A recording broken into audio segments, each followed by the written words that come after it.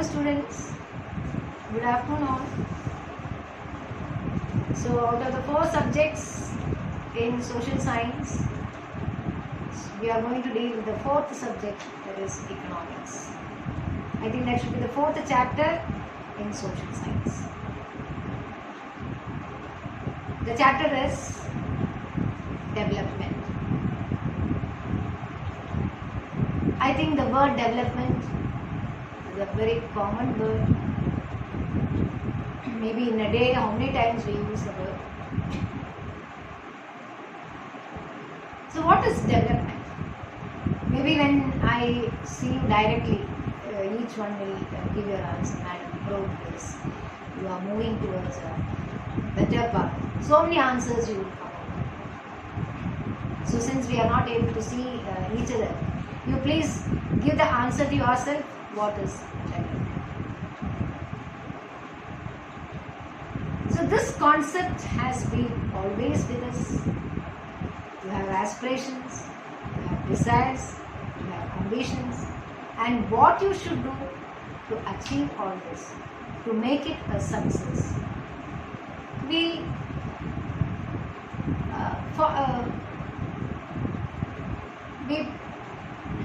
try to make it a success by having a strategy, by having a fixed program, a fixed schedule, so many things. So here, this chapter, development,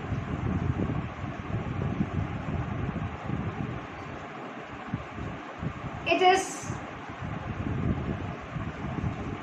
different. The word development, the concept of development, it differs from person to person. Because, see, for you, it might be getting a very good mark in all the subjects, A1 grade, all the subjects. For somebody else, for the one parent, it must be he has to score 90% in a row in all the subjects. He has to clear his NEET exam. He has to become this. He has to become that. Or that might be the perception of development for some. For some, it might be a healthy life, leading a healthy life. At others, it might be I should have lot of bank balance. Now, when we come to this part, these are the various perceptional differences. I'll just come to the conclusion once more by adding a few more points. So, developmental goals vary from person to person, and when we are talking about a nation, so now we are going to talk about development in a nation. So normally, the development of a nation, it is calculated or it is assessed in terms of income and in terms of industrial development. So the more income you have, your standard of living, your income, all these counts when you say that person is highly developed, that country is highly developed when you calculate the income and the standard of living and its industrial development. So you have a mixture of both. Now, let us come to national development.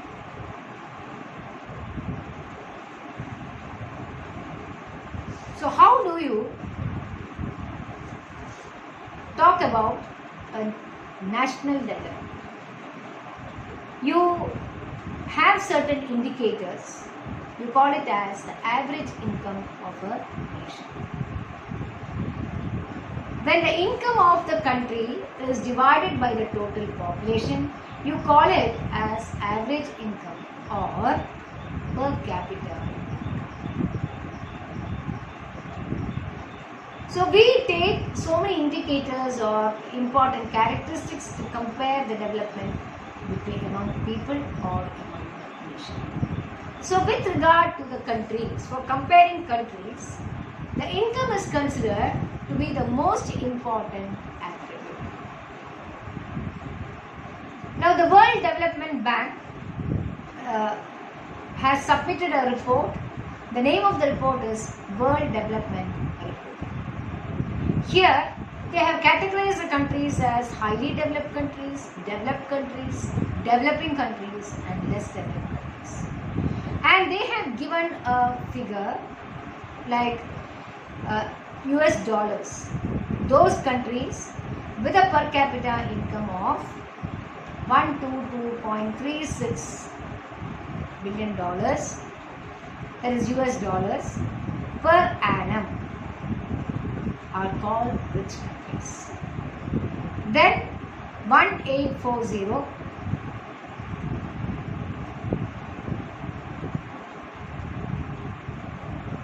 and those with less than 1005 US dollars are called low income, and those having 1840 US dollars, they are all called as, they are the rich and highly developed countries. Now one category you call as that rapidly developing countries, where like India comes under.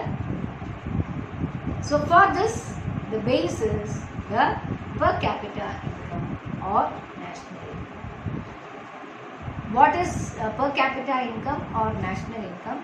It is the total income of the country divided by the total population. But here it does have its limitations. This chapter is very simple and small. I don't think I am telling only the essential points so that this chapter also I can have concluded today. While averages are useful in comparing the development of a country, they also hide its disparities. What do you mean by disparity? Disparities are some of differences. Now in your textbook page 9, you have a tabular column. They have given country A under that 1, 2, 3, 4, 5. Country B, they have given 1, 2, 3, 4. So country A, its income in the first month for 5 months they have given, and country B they have given for 5 months. Country A 1, 2, 3, 9,500, 10,500 up to 10,200, and the average is 10,000. While country, because the income divided by the total population.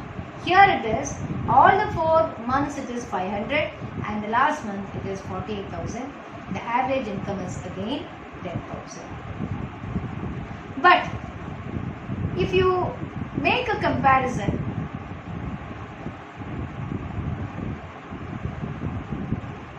here the four citizens, it's not one, 4 citizens income, they're all getting 500 per month, and suddenly the 5th person is getting in the 5th month he is getting a lottery.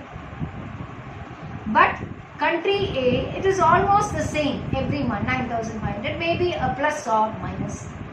So here country A is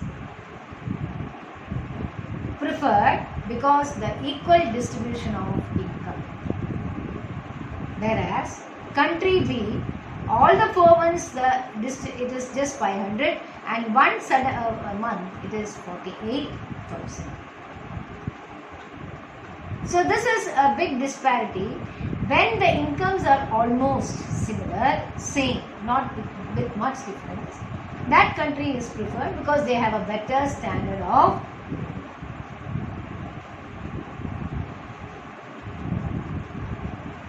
what it shows is country A, almost all are in the same, they are at par. Citizen 1, citizen 2, citizen 3, 5 citizens getting each month 1 income, not much difference. But country B, all the 4 citizens are getting only 500 and the last person gets 48,000, which shows distribution of income is not equal. That is why we say average income or per capita income does not give us, it is not the correct way of making a comparison. Similarly, you have 3 states, page 10, right hand side. 3 states, Haryana, Kerala and Bihar. They are given the per capita income of Haryana, per capita income of Kerala and per capita income of Bihar. Haryana the highest per capita income, Kerala below that and Bihar the least. Now,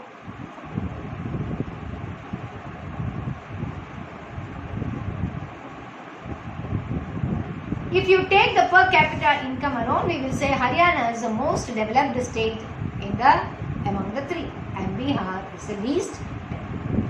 At the same time, right below that, they have given another column of comparative data. Haryana first, Kerala second. That is, one is they have given the IMR. IMR is infant mortality rate, where the number of children, what do you call as IMR? Number of children that die before the age of 1 per 1000 in a particular year. Say for example 2020, 19 to 20. That year, how many children are dying? The number of births. Out of the number of births, how many children die before they complete 1 year for every 1000 babies? So this is called as infant mortality rate. One more comparison, they have used literacy as an indicator. Third one is net attendance ratio, that is the next indicator for each state. If you take literacy rate, Haryana has 82%, and now if you are taking this is per 2000, now Kerala must be 100% literacy. Then you have Bihar with 62. Net attendance ratio, what is this net attendance ratio? For every 100 children, students, how many of them are attending the classes daily? Secondary stage, that is from 8th standard, between 14 to 15 years. If you see that Haryana has only 61% of the students attending the classes for every 100, Kerala has 83, this is 13, 14, that means 8 years before. So now the number will be still more. Bihar is 43. So when you take all these, infant mortality rate, literacy rate, net attendance ratio, it shows that Kerala is the most advanced, because when infants die more in number, it shows that the expecting mothers had not taken care of their health. In turn, the infants, the newborns, did not get a nutritious food.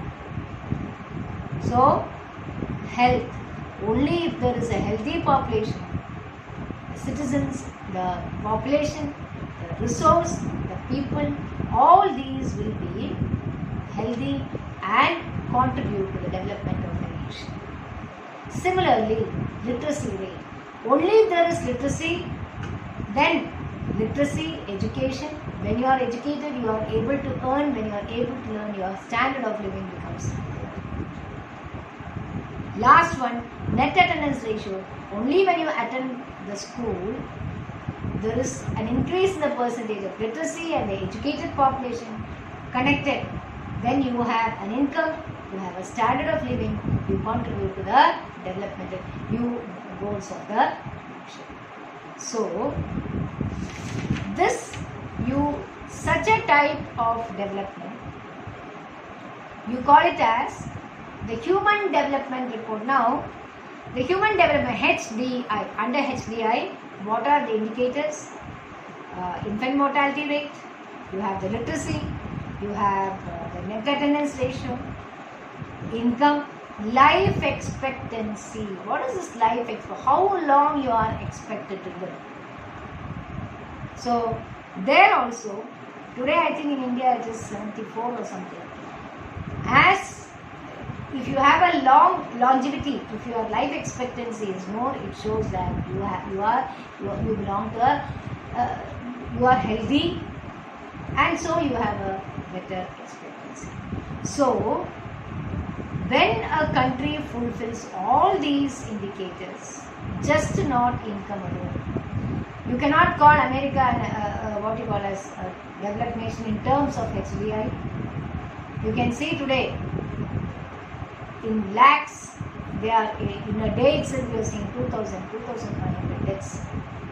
So you cannot say that the HDI is good. Only if you have health, if you give importance, only medical facilities you give importance. It is not that medical facilities are not there. Here it is neglect of the law. Okay, that is not connected to the topic. So, HDI, it stands for Human Development Index. So, life expectancy, what all you have learned in this chapter, HDI, the first thing, per capita, and what is development, what is per capita income, how do you assess the development of a country. First they are using it the per capita income or average income.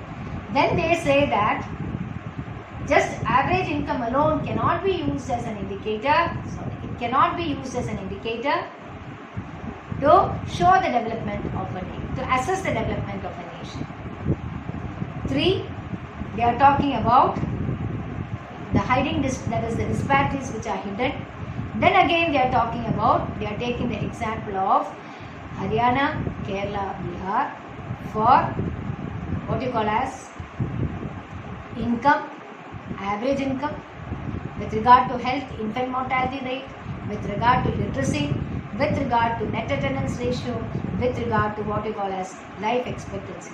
All these are the indicators. Today, a country is said to be developed only if these indicators have crossed, that is, if they are coming within the parameters. So, India, if you talk about the life expectancy, it is number 2, 68.3. Of course, you can go through it in your text.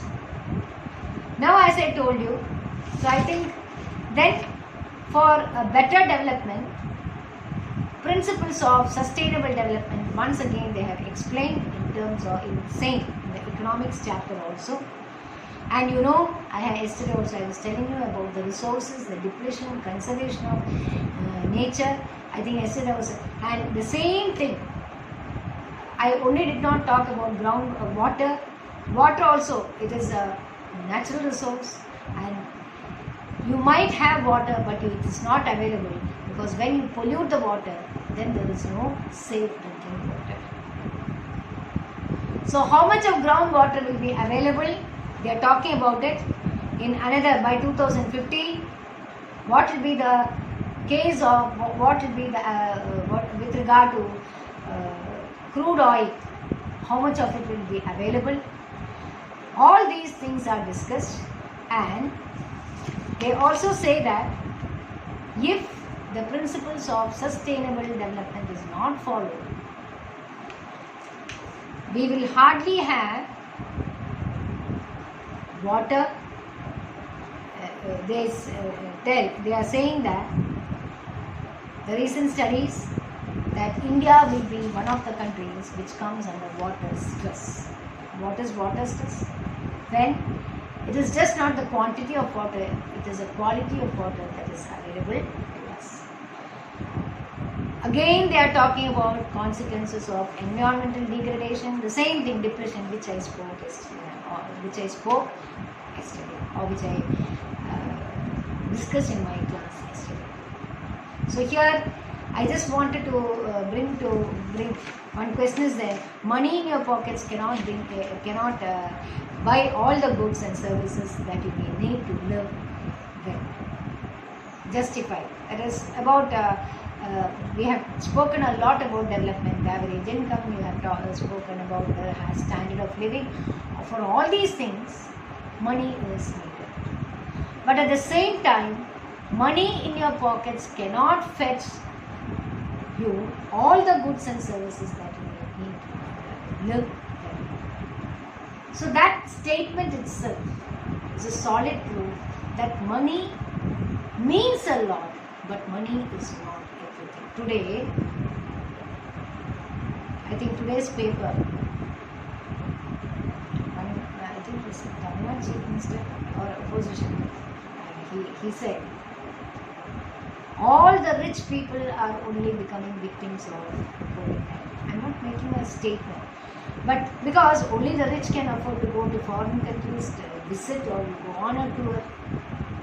The poor, if at all they have, you don't see most of them poor. They, unless and until they are migrant workers, they have come in contact with some history, case of history, travel history. Other than that, you don't see this COVID-19. Rich, I mean the poor.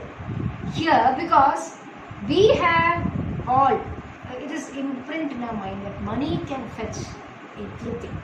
That is why again I am recalling what I told in yesterday's class. We are fighting, we are vying for development, continuous economic development. So when you learn all this, you don't have a good health, you cannot live happy. That's not at all. And when you want a good health, when you want to live in a very good environment, unless you are having a what you call as you are staying in harmony with nature, you cannot call it as good development, because you cannot buy a safe environment. For that, we all have to take efforts, implement the measures. Simply throw some money and say, please, I want a very good environment, a healthy environment. No, it will not happen. Money can maybe, it cannot even protect you from infections. Today, the West Europe, they are not able to find a vaccine to protect you against this COVID-19. See, this corona COVID-19 has taught all of us many lessons, many lessons.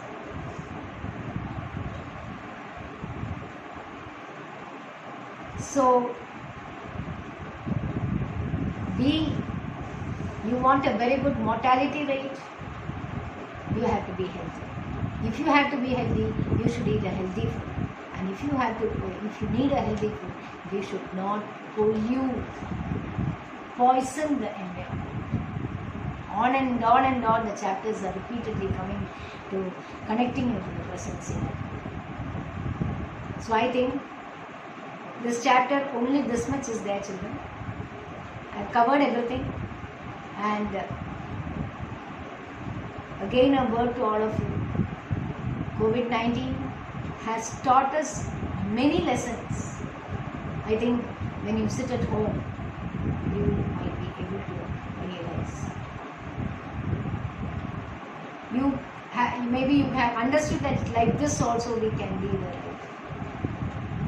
Definitely you must be having a very good rapport with the parents, with your siblings, not going out, sharing with each other, having your food together, because many a times you might not have together. So Corona has taught you, I think, empathy, sympathy, love, care, share, all these things Corona has taught. Although we are fighting against it, but it has taught lot many lessons to all of us, the present generation. So with this, I wind the chapter, and the coming week, tomorrow and day after, no class. I won't be there. You won't have a video class. I'll be making you mark the question answers. I'll be marking in my textbook. I'll call it out, and you can have your textbook, listen to it, and mark. That is one. Now, I'm giving you the work for classwork homework. When you buy, you can make use of it. All the lesson-wise dates I'll give you. After listening to my class, you can note down the important points in the classroom. Homework I'll tell you after you mark the question answers. So next week fully, all the 5 days up to Friday, we will be finishing working the question answers. So do some physical exercises. Practice simply closing your eyes and sitting for some time, so that you will gain a self-control over yourself, which is lagging. Parents also, you can give them some moral values. You can share with them because this is the only time you are going to be, make use of this time. Let us say this is the best time you are having with your children.